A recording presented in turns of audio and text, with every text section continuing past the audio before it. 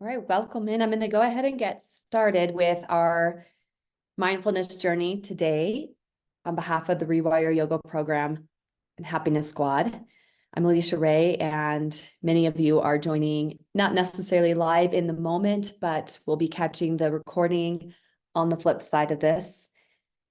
This is our second month in moving along through this journey. Last month, we started off with self-awareness, and I'm very happy to be able to share this journey with you all, a way for us to be able to experience the amplification, the elevation of the many, many benefits of having an asana or physical-based yoga practice, and be able to go beyond the asana and really start to feel the benefits of our practice off the mat through this holistic well-being journey, inspired by the 9 practices to become hardwired for happiness. So let's go ahead and get started. And as you're moving along, use this as an opportunity for your own personal reflection, introspection. This is a space for you to be kind and graceful with yourself and really start to notice what you notice, as I often say when I'm guiding asana practice on the mat. I'd like to begin with a guided meditation. So learner, for you, finding a comfortable seat, and this can even mean that you press pause and you go to your favorite Zen zone space and get really comfortable for about a 5-minute guided meditation, moving you through the theory, the idea, the connection to mindfulness moment by moment. And this is a word that we tend to use a lot in a holistic well-being journey or in the yoga space. So I'm really excited that you're giving yourself the opportunity to peel back the layers and really understand what that might mean for you. So meditation is always a beautiful way to become more mindful. It is one of the best practices around it. So as you're getting settled in, when you are ready, or maybe you might need to press pause, but when you're ready, go ahead and resume this video. And it could be that you're closing your eyes, or if it's more comfortable, keeping your eyes open and finding a drishti gaze or a focus somewhere out there that you can really lock your awareness towards. Take a moment to come into your body with your breath. I always recommend bringing a hand connection to somewhere on your body just to help you pull yourself into yourself a little bit more. Noticing your breath, allowing your breath to notice you. Simple inhales and simple exhales. Don't worry about controlling the pattern of the breath, in particular pranayama sequence, just letting the breath come back in and move out of the body. On your next inhale, repeat the words, as I breathe in, I know I'm breathing in. As I breathe in, I know I'm breathing in. As I breathe out, I know I'm breathing out.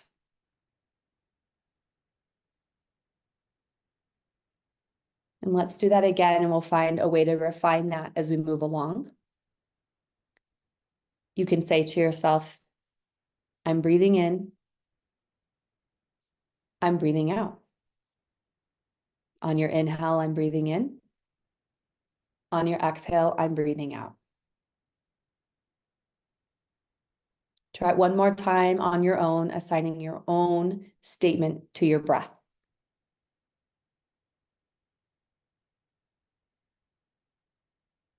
And as we continue to breathe, on your next inhalation, breathing in, I notice my breath has gotten deeper. Breathing out, I notice my breath has gotten slower. Give yourself some space. Take a moment to digest these words and then match them with your breath. So again, it can be, I breathe in and notice my breath has gotten deeper. I breathe out and notice my breath has gotten slower. Breathing in, deeper. Breathing out, slower. Try on your own, assigning your own statement to your breath.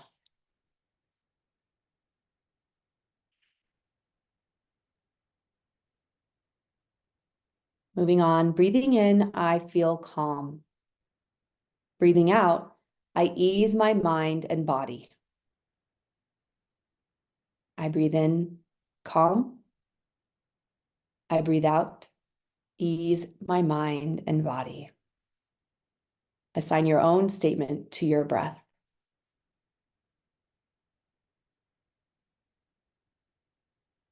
Moving along, breathing in, I smile. Breathing out, I release tension. Breathing in, I smile. Breathing out, I release tension. Find your own statement as you breathe.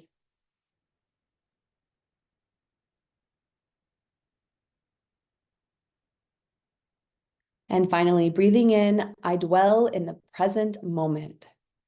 Breathing out, I know this is a wonderful moment. Breathing in, I dwell in the present moment. Breathing out, I know this is a wonderful moment. Find your own statement with your breath in and your breath out. Just sit with your breath for a few more moments, noticing what you notice as you breathe in, as you breathe out. When you're ready, come back into the room. If you need to press pause, give yourself a moment.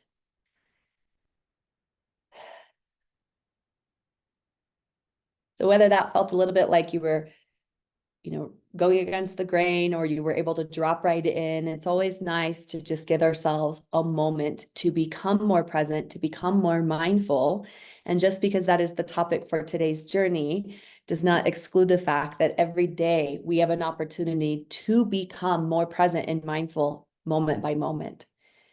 So as we settle into this space, and I'm guiding you here through your self journey, please take moments to pause, stretch. Collectively, this recording should be around 45 minutes in total. So take what you need, leave what you don't. If you have to come back to it another day, I believe that you always receive what you're ready to receive in the moment. This will be an opportunity to take notes, maybe journal a little bit, and obviously give yourself some time and space for some personal reflection. And again, I encourage you to arrive with kindness, with grace. We're here to be observers and learners and be gentle in that process, because as we really focus on these 9 practices over time, we can learn a lot about ourselves. And sometimes those things that we're learning can bring up a little bit of discontent or discomfort. Because this is a program all about rewiring ourselves away from fear, that is something that comes up quite a bit. So just know that you are here to create a safe space for yourself. So as we move along, I want to give you a bit of history as to how we got to this point today. So this webinar series launched just last month, and I joined the Happiness Squad at the tail end of 2023. And this is a beautiful opportunity for us to be able to extend our reach into the community through the yoga industry, where I believe this is where we can do our best work. Because if you are practicing yoga, whether you're new to it or not, you're already arriving with a sense of understanding that there is a calling, there's an internal purpose that you are looking at, there's a reaching for something more meaningful. You are already on the path to hopefully find more joy and reduce stress and create a little bit more purpose and meaning in your life. So whether this is the second webinar for you or your first one, and you're going to join in the next that follow, it's always nice to get a sense of the direction that we're moving towards and where did we start. So our core values are here for you on the screen. So you get a sense of who we are here at the Happiness Squad. And truly, this is about building community. You are a part of that squad just as much as myself, Lizzie, and Ashish Katari, and the many individuals who are helping us to cultivate every day more and more meaning, joy, purpose, fulfillment, happiness in the world around us. Truly, our impact is to influence 1 billion plus people in the next 20 years. Ashish Katari is the creator and the founder of Happiness Squad and the author of, grabbing the book here, Hardwired for Happiness. Now, if you are one of my yoga students invited to attend this webinar, or personal friend, we've connected, or we're starting to get to know each other a little bit better here, and you're curious about this book, you're thinking about joining the upcoming Rewire cohort with me, let me know. I'd be happy to give you a free copy of the digital copy of chapter 1 so that you can dive in a little bit more to the book really being the inspiration to getting this journey to where we are today. So you can learn a lot more about Ashish, and of course you can always visit our website. And then to give you all a little bit more about myself, if you don't know me all that well, I have been teaching yoga since 2008, and I have been on a journey since then to really cultivate more yoga lifestyle experiences, programming, enriching our lives through the art and science of yoga. And it has changed my life tremendously. It has made me a happier person for sure. And I can tell you that when I started my yoga journey, I was not the happiest person. I was in a space of maybe not being the very kindest or nicest to myself. I've been, especially realizing in the work of this program, learning that I have made a career out of being unkind to myself, and it was in the pursuit of happiness. But one of the areas that I know that I was always able to show up with kindness for myself and others, where I really felt like I was my most authentic self, a better mom, a better partner, a better friend, a better everything, was when I stood on the mat, showed up for my students. So if you're one of those students, thank you so much, because you are giving me more than I've ever given you. And it's a privilege and an honor to now be able to, as a yoga teacher, really deepen my impact with my students and to create this holistic approach to yoga, and realize that we can go beyond the physical asana, that it's not just on the mat, that we can find meaning and purpose in our lives. And we do find it often on our mat, but we lose it when we go back into our day-to-day routines.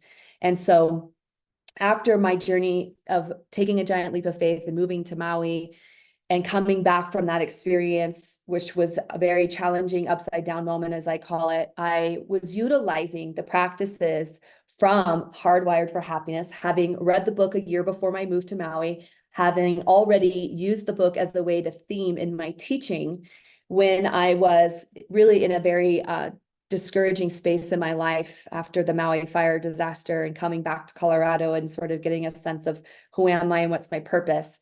The habit formation that I had created, the rewiring of my brain that had already accomplished, was moving me into a space of happiness and joy without me even realizing it, without me even really having to try. And that is where we go back to the mission, that we are here to go from knowing and doing to being, that word of human being, being. And if you've been in my classes, you know that one of the things I really love to speak to is balancing mind, body, and being, that third part of us, whether you call it soul or spirit. And so if you want to learn more about me and my yoga journey, you can definitely visit my website at aliciarayyoga.com. And I do hope that we'll get to know each other more through this experience here at Hardwired for Happiness learning journey, rewiring your yoga practice, rewiring all parts of you. So our learning journey is outlined in this beautiful sunflower model that you're seeing on the screen here. And it always begins at the center of everything that we are moving through is self-awareness. So last month, the free webinar was about self-awareness, and I'll come back to peeling back some of those layers a little bit before we move ahead.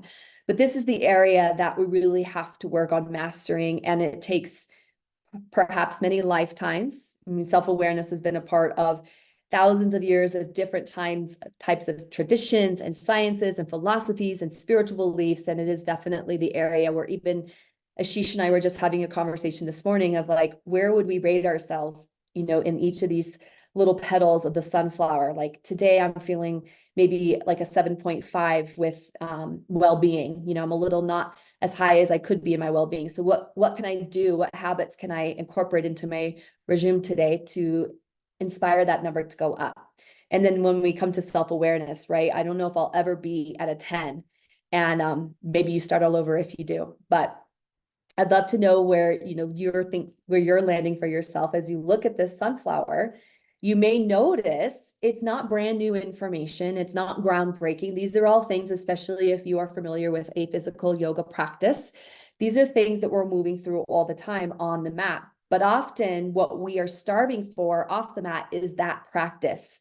We're great at practicing yoga in the moment, but often we forget how to practice it off the mat. And so this is where we're drowning in knowledge. We have all this information. There's so much science out there. There's so much research that backs up these principles. But at the end of the day, we are stuck in our fear-based thinking. We are stuck in a loop of limiting beliefs that are no longer serving. I always have to take a breath after a big realization like that. Because again, that fear-based thinking is what is always going to be pulling us back into that upside down moment. But then the reality is we continue to move forward, we grow, we overcome, and we evolve.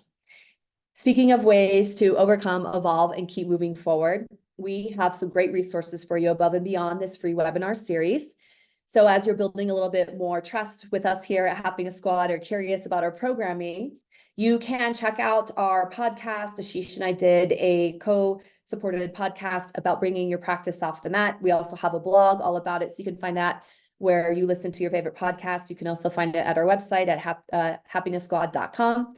And then I do a live stream asana-based practice. So the Rewire program is all off the mat concepts.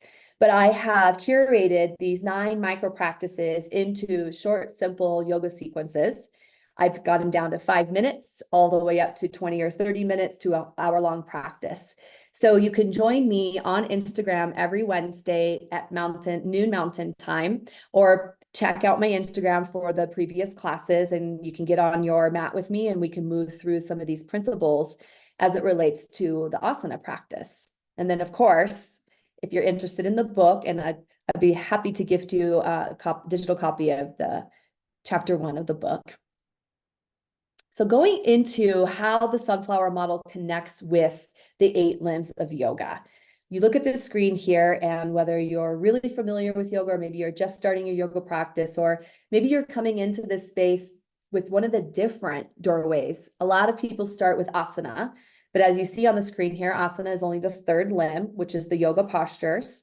And that's where we find our movement on the mat, perhaps.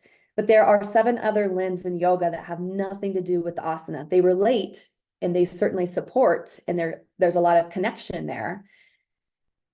The 9 practices in the sunflower model will echo a lot of the teachings of the 8 limbs of yoga. But what makes it really unique and different is it also integrates neuroscience, habit formation, so that we take these ancient practices and make them make sense in a modern world. Why does happiness matter? Before we get to this idea of mindfulness and how that relates to happiness and joy and performance at work or in relationships, take a moment for yourself and just consider, what does happiness mean to you? How would you, right now in your life, define happiness? When was the last time you defined happiness? Take a moment. You can press pause at any time. I'll often give you a few moments. It'll allow me to give myself a moment to breathe as well, but know that you always can press pause to give yourself a little bit more time if needed.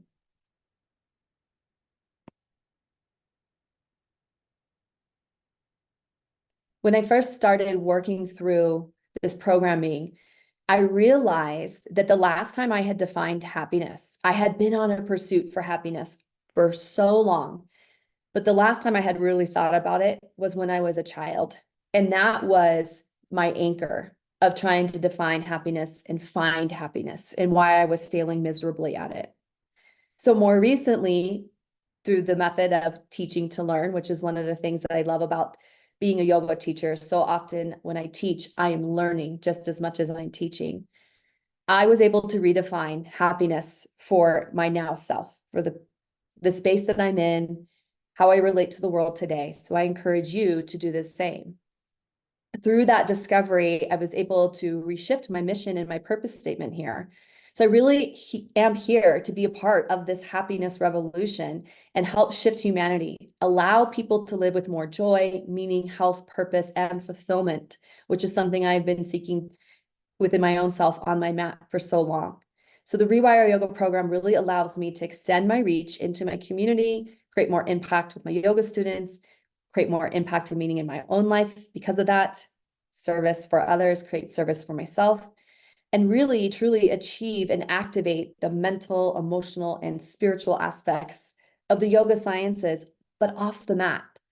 How awesome is it that if you choose to do the Rewire program with me, we can hang out together once a week for 12 weeks, comfort of our own home, and really start to connect and understand our lives and our relationship with the world around us. So we really do see happiness as human performance.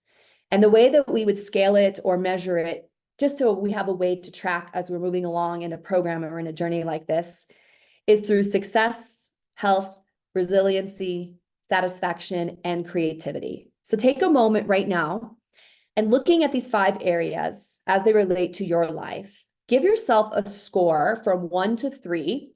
We'll kind of keep it a little bit simplified. 1 being lowest, 3 being the highest. Where do you rate your level of happiness in each of these areas? Do you have a low, medium, or high level of happiness when it comes to success? Would you give yourself a 1, a 1.5, 2, or a 3? So go ahead and give yourself a moment or press pause so you can really give yourself some time. It's important. Again, yoga is action and reflection. So this is where it's important to reflect and really understand what you are thinking, what you are feeling, because that's what becomes true in the experience of your life around you, off the mat and on the mat. So look at these areas, give yourself a score, and then we're just going to set that aside. When you're ready, go ahead and continue to follow along. Press pause if you need a little more time. This may help you understand now why you gave yourself the score that you did in each of those areas. Because we are hardwired for fear, we have these illusions or these myths, and often they can relate into the 6th chakra area of truthfulness. They can relate to our 3rd chakra of intention and purpose, really understanding who we are in our 2nd chakra, but also our basic needs. Are they being met or not met from our 1st chakra? So there's a lot of energy in the body around these myths. So looking at these 5 areas in your life, notice, have you said some of these? Have you overcome some of these myths? Is there one that you're currently living in right now as a limiting belief, a loop pattern that you might be stuck in? So get an opportunity for you to hit the pause button, look at these 5 areas of happiness, and then give yourself a moment to reflect without critical judgment, just being objective, being honest and truthful with yourself, because that's what's going to create freedom to change, to shift.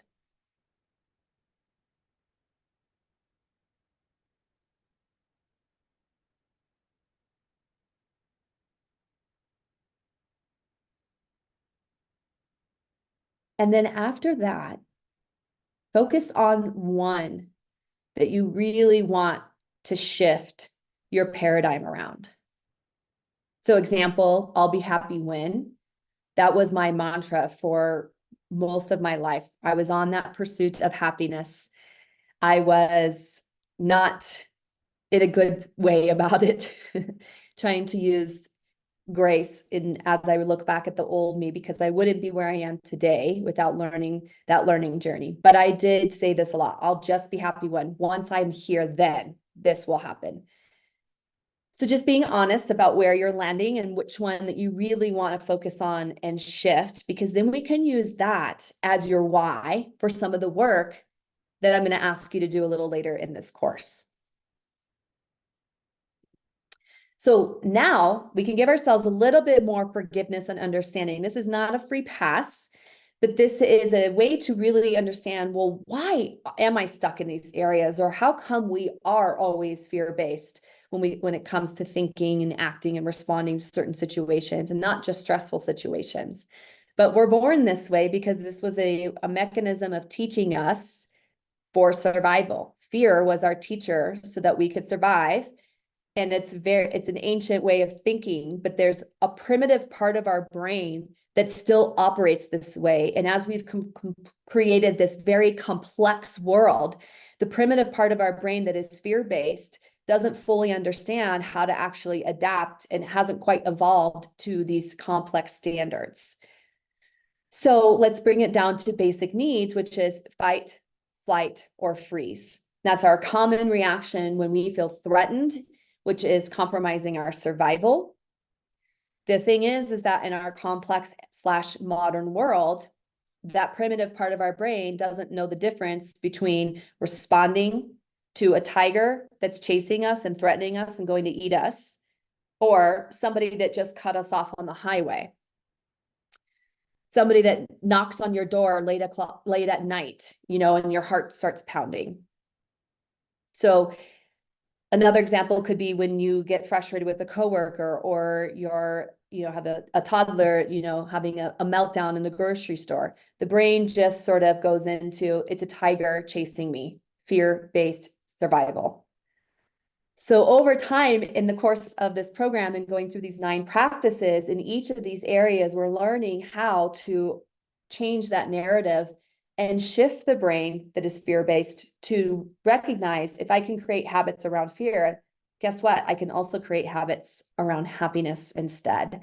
And then you no longer have to think, I know how to do this. You just become operating in a space of happiness through habit formation, through the ancient yogic sciences, and this holistic well-being journey.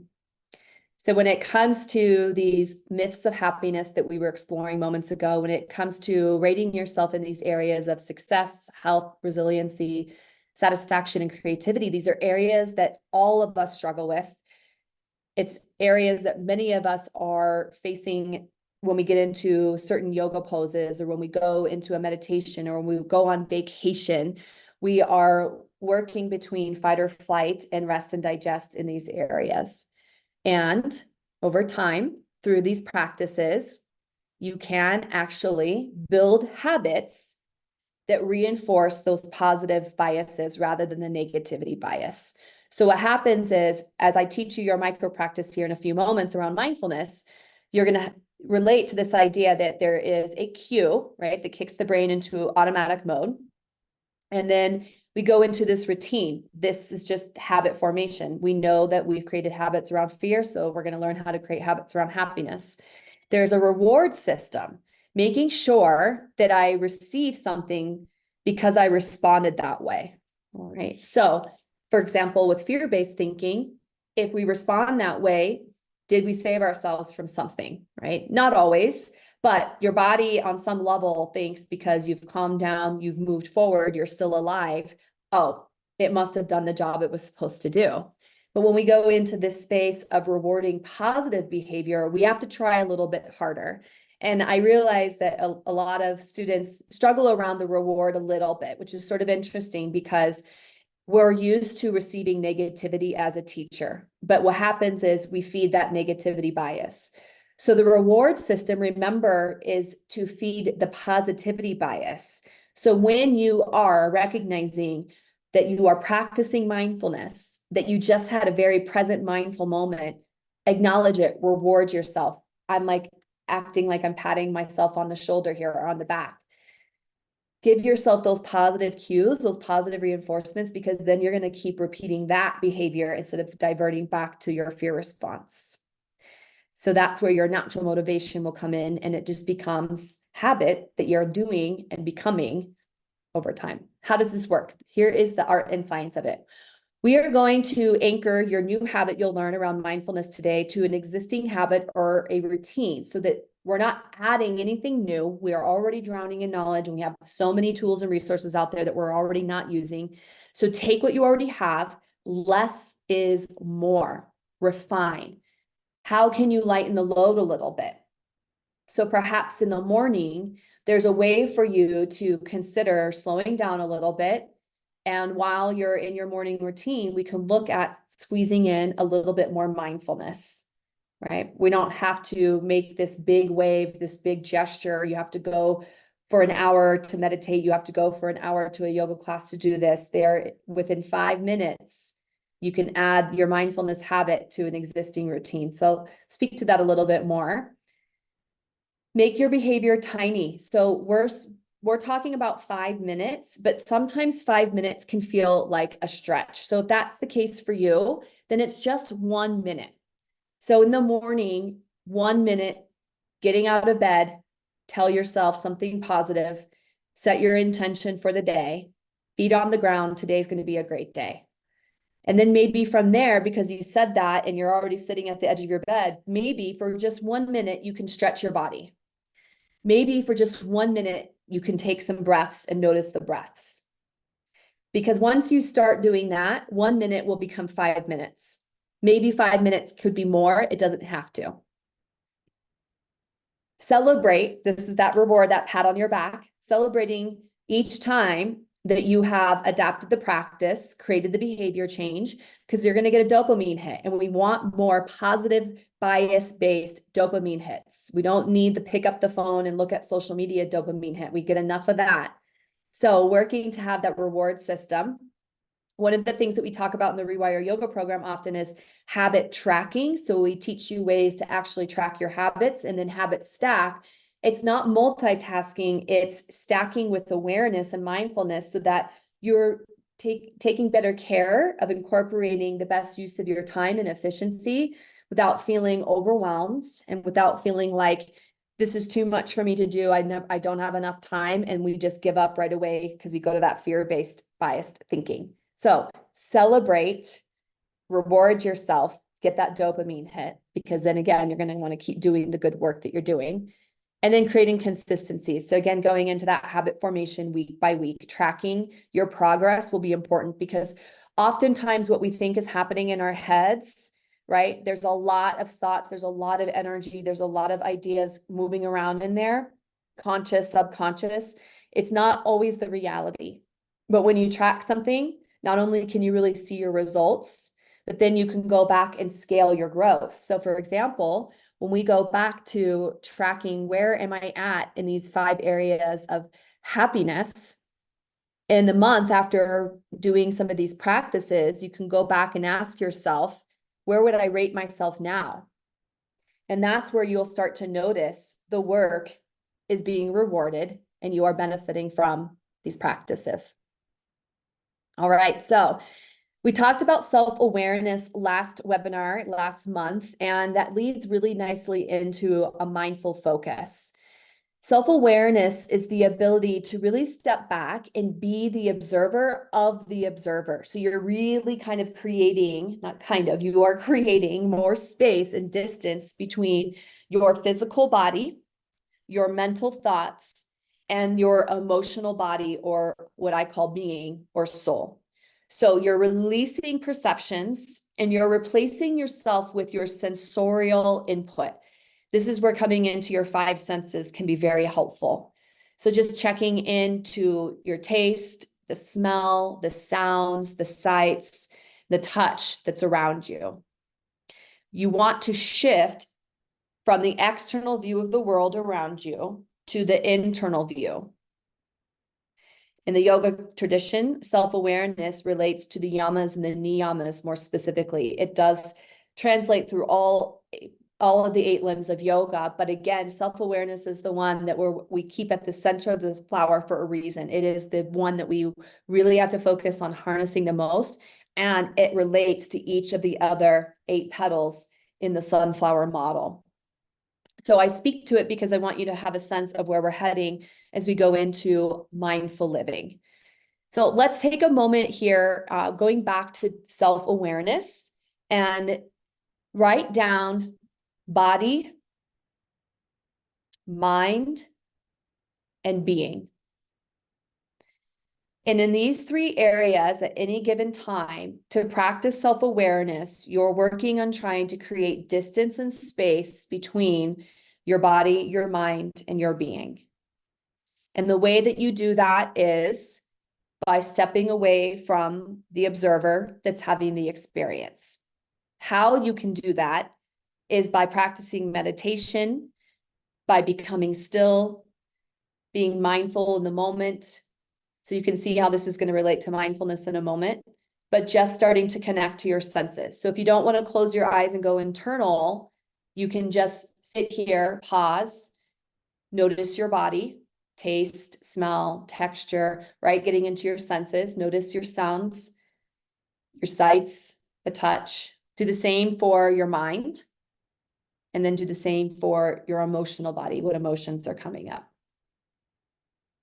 All right, let's dive into our mindfulness practice, micro practice. So one of the key elements of this program is teaching you 5-minute micro practices. So in the Rewire course, over the course of 12 weeks, you learn 9 of these micro practices so that by the time that you complete the program, you are walking away with 9 different ways to enhance your overall well-being, happiness, purpose, meaning, connection to yourself through something that takes 5 minutes or less. And as you're building habits, you're building a regimen, right? So we're talking about 45 minutes a day, potentially, that you could end up spending on cultivating yourself at your highest and best, okay? But when we stack them, right? We're doing this either morning, midday, or evening. 45 minutes out of your entire 24-hour day is a small little chunk for the amount of result that you will get from it. So into embracing a mindful living moment by moment, we're recognizing that our bodies are always in the present. It is our mind that is always wandering around somewhere between past, future, but we have to work really hard to tether it to the space of now. A mindfulness practice, we learn how challenging it is to be mindful. So that's where I was hinting early on when we started this webinar that how mindful are we really being? This was one of my big ahas, especially as a yoga practitioner, as a yoga teacher. For an hour on my mat, I can honestly say I'm not 100% mindful of everything that I'm experiencing and doing. That's the ultimate challenge, right? You have your tools and your resources to do that, but we are human, we get distracted. Thoughts are always coming in, bodies talking to us, emotions are talking to us. So it is a challenge. But what I love about this practice you're about to learn is it's actually so easy to become mindful once you start harnessing the power of shifting your brain. So hopefully already just by recognizing that you understand where fear is coming from, you understand that we can rewire, reprogram the mind, you understand that it takes practice. This is the part that is hardest for us as humans. We know, we think we can do, but then we don't do the practice. Our brains, minds constantly going 60,000 to 80,000 thoughts a day. That's just thoughts. Then you have physical sensations in your body, and then you have your emotions. So think about how many thoughts are processing through your head right now. Just as you learned some new information, you were reminded of some new information that you learned previously. I'll share a quote with you. Dr. John Kabat-Zinn said, by the way, he's considered the father of modern mindfulness movement, and he coined the definition, the awareness that arises from paying attention on purpose is the present moment, and non-judgmentally is the key. The awareness that arises from paying attention on purpose, non-judgmentally in the present moment. That's mindfulness. Let's talk about our challenges with mindfulness before I get to the questions I want you to consider. Despite a high level of awareness of mindfulness, even many of us knowing that meditation is one of the best ways to practice mindfulness and it has a high benefit, 14% of Americans actually practice meditation today. Take a moment and think about what we're really asking ourselves to do. We're asking ourselves to sit still for 5 minutes. I think sometimes we reach too big and we think meditation has to be an hour or longer. Obviously, the longer that you are there, the more you benefit. But 5 minutes is all that is needed to start to create that shift, that rewiring. Take a breath. Let go of anything coming up. And let's move on. Here's a little moment of self-reflection. Ask yourself, what % of time are you in past, present or future? What is the cost of that? What is the benefit of that? So for spending time in the past and spending time in the future, thinking about yesterday, thinking about tomorrow, what costs are at play here? And what benefit are you going to gain from that? So separate thinking about past and future first, and then go into how much time are you spending in the present? What is the cost of you spending time in the present? And what's your benefit? Your second question will then be, what are the obstacles that you're facing when you're practicing mindfulness? Or what obstacles are you facing right now? As you've heard me say, this is what it means to practice mindfulness or become self-aware even. So go ahead and press the pause button. Answer kindly, gracefully. Take some time. Reflect a little bit.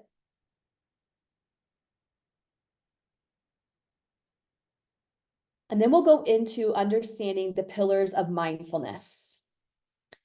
What's important here is that there's a reason that being mindful is challenging, is tricky, not just because we're hardwired for fear and not just because we have created a complex world where our fear and anxiety is exponentially higher than ever before, and we're staying in a state of fight or flight response longer than ever before. But because we're lacking that practice, that discipline, right? We become overwhelmed very easily and then we shut down. And especially post-COVID, post-pandemic, we are a lot more sensitive to things that make us feel threatened, that make us feel like we have to stop, that we have to retreat, that we have to pull back. That was a very challenging time that we're still learning how to come out of or balance out of or remedy. So let's go into this idea of intention. This puts us in touch with why we pay attention. It gives you a meaning. Why do I want to pay attention? Life is happening in the now, that's why. Joy, the only place that we can cultivate joy and happiness is in the present. We cannot cultivate joy and happiness yesterday. We can certainly hope and dream, and there's nothing wrong with having goals and setting ambition, and that's something that we talk about in some of the other practices, right? But you're not living in that space. You're doing things now to help you move towards that space, but not because you'll say, I'll be happy when. You're happy now, also moving towards continuation of it. But why you do something, giving it meaning, will connect more practice. It will connect you back into showing up to do the work. Attention helps us train and stabilize our focus in the present moment, right? I call it giving the monkey mind a banana. So thinking about one of those monkey toys that's like playing the cymbals, moving around, all chaotic, and that's your mind. And if you just feed that monkey a banana for a moment, it's got attention, it's focused, it's enjoying the taste of the banana, the smell, the textures, it's slowing down, it's becoming present. Attitude of gratitude. This guides us how we pay attention, specifically with kindness and curiosity. Keywords I've mentioned throughout this webinar recording. So number one, create a clear intention. Why? Number two, commit to an attainable goal, 5 minutes per day that you can schedule into your calendar. Find a place to practice in a quiet and supportive area. I call it your Zen zone. Practice every day. Daily practice is critical for habit formation. This is the thing that we're also a little bit more challenged with as a human, is we set goals, very ambitious goals, and then we start it off and we hit a couple roadblocks, we fail a couple times and we give up. You will fail, you will hit some roadblocks, but keep showing up, keep going, keep doing the work, keep reinforcing the positive accomplishments. Don't get stuck in the setbacks of forgetting to do it, not having time, getting distracted. Continue to show up, and remember, do so with kindness and curiosity. The practice that you are creating space for, the reason, the intention is up to you, but the practice that you're creating space for is something called savoring. So choosing no more than 5 activities in your daily routine that you can do for 100% mindfully. So this is where we start to create habit stacking. You're not having to add anything new. Yes, yoga and meditation automatically pull in mindfulness and self-awareness. That's why these are more beneficial practices, because you get more for the showing up and the results that you are producing. However, you can practice mindfulness off the mat and throughout the day. So challenging yourself to pick something that you do every single day, morning, evening, afternoon, that you can just be with for 5 dedicated minutes. Start with 1 minute, work up to 5. So, for example, making coffee. Instead of having the TV on, instead of holding your phone up, instead of talking to somebody in the house, just really quietly, because when we are quiet, silence does allow for us to be a little bit more connected, less distracted, but we go inward. We become more present. Making your coffee, noticing the aroma, come back to your senses, noticing the smells. Maybe you taste the coffee on the back of your tongue before you even have that first sip, the sound of the coffee beans grinding or the sound of it brewing, the texture, the touch, going into how you feel. Why is this important for you to have this coffee ritual in the morning?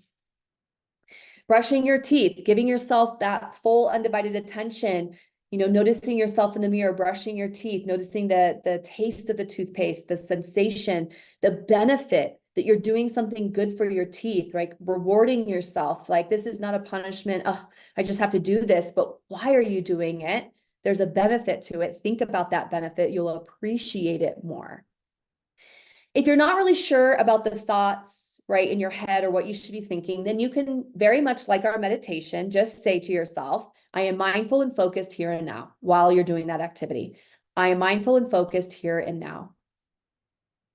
And then remember, track your progress, reward yourself for doing that work, for being super mindful. Another one that you can try on, anytime that you find yourself sitting alone, picking up your phone. Set your phone back down and put a timer on it for 5 minutes. Maybe you start with 1, work up to 5. And for that 5 minutes, just observe your environment with your senses. So I did this a few weeks ago. I was at a restaurant and my partner went to the restroom. And so I found myself sitting at the table by myself. And of course, I just, didn't even realize until that moment. I picked up my phone and I thought, gosh, how many times a day am I doing this? Just automatically. It's like become like a security blanket. So I set my phone down, folded up my hands, and I sat there and I observed the table. I noticed the plates. I noticed people walking by. I saw this couple and I thought, I wonder if they're on like a date or how long have they been together? I noticed the love between them. I started to appreciate that there's this neighborhood that I haven't been, I haven't dined at this restaurant in a while. I haven't been in that neighborhood for a while. And I just started to notice it more. I noticed the empty plate and it gave me appreciation for the meal that I was about to receive. And then thinking about all the energy, watching everybody in the restaurant, how busy it was, and the workers and what they're a part of, and how this job allows them to go home and put food on their table. And there's just this amazing awareness of the richness in a moment, in 5 minutes, all the things that were happening in that moment. I mean, and the stories go on, right? The other people, the patrons in the restaurant, what are their stories? The awareness of what it takes for everybody to show up for me to have this experience that I'm having. Life, all the different lives, all the different experiences, all the different moments unfolding right there in 5 minutes that I would not have noticed or paid attention to or even cared of, because I would be looking at something silly on social media instead. And maybe not it's silly. Maybe, it's nice to know what's also going on in friends and families' lives, but that's only one way to know. So I share that with you, and that the benefits of practicing this art of mindfulness, right? Overall, you'll have an appreciation for what you already have. There's a richness that you are maybe not are realizing that you have. There's an abundance that you already have, which leads us into our gratitude practice, which is one of our next practices. Increased ability to concentrate, build self-confidence, improve your social skills, higher innovative skills. Wow. Innovation is an amazing skill to harness. And then being able to boost your immune system, better manage your pain, and reducing inflammatory conditions. It also reduces anxiety and stress. And you will see that in all of the 9 practices, reducing anxiety and stress is a fundamental key. So again, going back to this idea that if you're doing 9 practices every day for 5 minutes, 45 minutes. That's 45 minutes dedicated to reducing anxiety, stress, and fear. Wow. Think about how much happier you'll be elevating yourself. As we wrap up our time together, for those of you who are curious about the Rewire program, this is where we would typically segue into our workbooks. We have learning videos. We talk about more meditations, daily prompts, daily intentions. You learn a little bit more about setting yourself up for the art and science of habit formation. So from here, we typically bring in our community, because this program is powered by community, and we have you all discuss in your small group how you're actually going to set yourself up for success. So even here and now, what you can do for yourself is review those multiple activities, pick out which ones, try 1, 2, or 3. Don't go big or go home. Set yourself up for success. And then how and when you'll incorporate this micro practice throughout your day. Go ahead right away and consider any challenges or obstacles so you can omit those now. You can't always predict, right? Because then again, that's that fear-based thinking. But knowing yourself well enough to go, well, I'll probably say this, or I might do this, or if you have other people living in the house that you need to consider. And then that way, you're kind of setting yourself up for better success to alleviate any obstacles that might prevent you from moving forward. We also have journal prompts that help support this process here. So if you would like to spend the next week really focusing on mindfulness, you can take a screenshot or press pause here and drop down these journal prompts, and you can choose one for every day. So you have one for the next 7 days to move you through this journey. And then above and beyond that, we also have additional resources available to you, open and free to the public. If you're in our community, you can have access to our learning platform. Whether you do a program or not, you can become a member of our community and have your individual learning path. We also have the book, we have our blogs, and we have our amazing Happiness Squad podcast as well. So at that time, I'm going to pop off here and say thank you all so much for being a part of this as an individual learner and a collective space on behalf of Happiness Squad. And if you're curious about the next Rewire program coming up, we have sessions starting every 12 weeks, and it's truly an honor and a privilege to be able to extend my reach to my yoga students and have you experience other forms of asana. And let me know if there's anything else I could do to support you. On behalf of all of us here at Happiness Squad, thank you so much again. And I can't wait to hear how it goes for you. Reach out, share, and I hope to see you at the next webinar. Have a great rest of your day, your week. See you soon.